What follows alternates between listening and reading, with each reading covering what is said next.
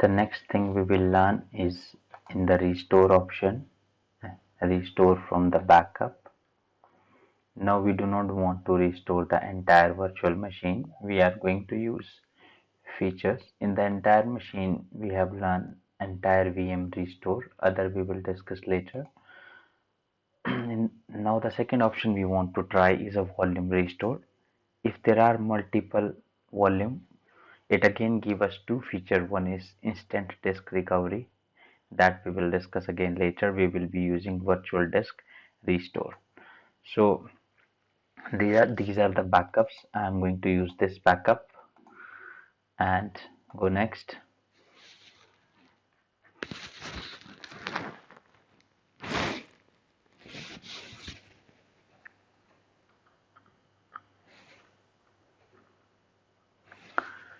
Now I'm going to select the virtual machine. This is my server, this is my virtual machine, and there is a disk for this virtual machine that is available in the data store.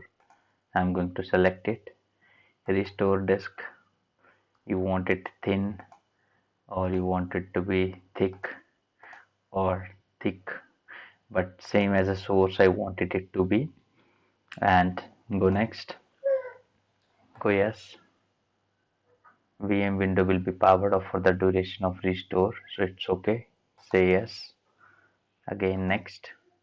Give a reason, type anything, and power on target virtual machine after restoring. So virtual machine will be turned off automatically. If you go here, it takes some time and it will be off.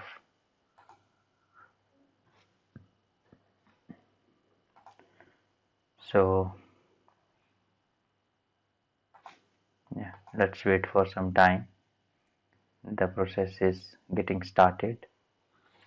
It takes few minutes to get the process complete, and we are good with restoring a volume or a virtual disk. Take some time, and this machine is off right now by default, you can see, because the process, you see, preparing for the virtual disk to restore. So I'll be pausing the video to save the video length. So it is completely success, okay, and it took almost 8 minutes.